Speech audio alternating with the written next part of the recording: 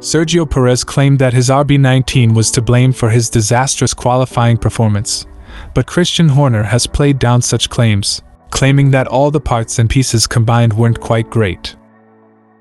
During the Australian Grand Prix on Saturday, Perez had a nightmare where he appeared to be off the track more often than on it during the weekend's final practice session. And things only got worse in qualifying.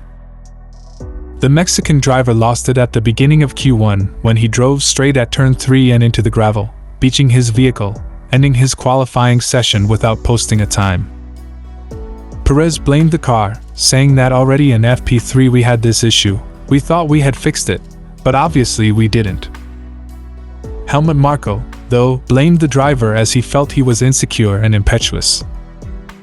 He added that Perez's car problems were actually gone from practice.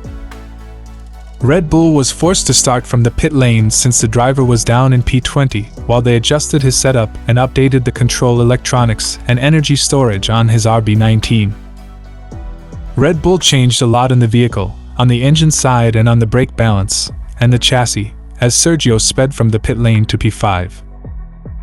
Yet, it appears that rather than being necessary, it was done more so for the driver's comfort. We changed a few components on the car that may have contributed to it, Perez's qualifying off, Horner said as per motorsport.com. And I think that it didn't sound like there was any reoccurrence of it in the race, so that was good news.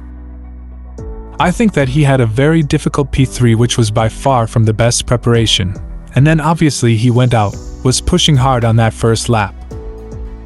He was late and hard on the brakes into T3. All the bits and pieces together weren't quite perfect, but often these cars aren't. Asked to shed light on the brake balance problem that Perez had complained about, Horner explained, it's something that they control in the car.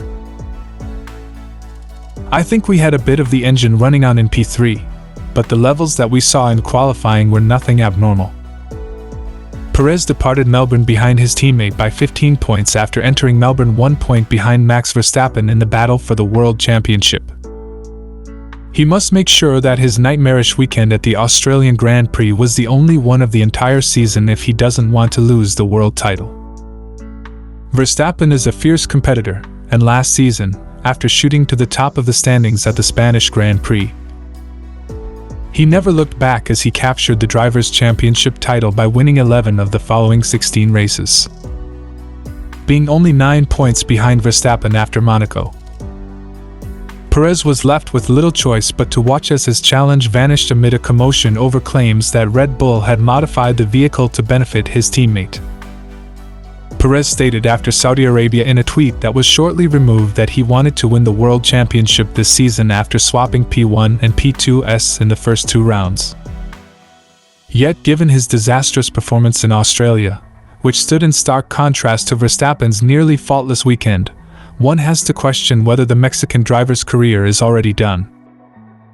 Do you think Sergio Perez can challenge Max Verstappen for the championship? Let me know in the comments section below.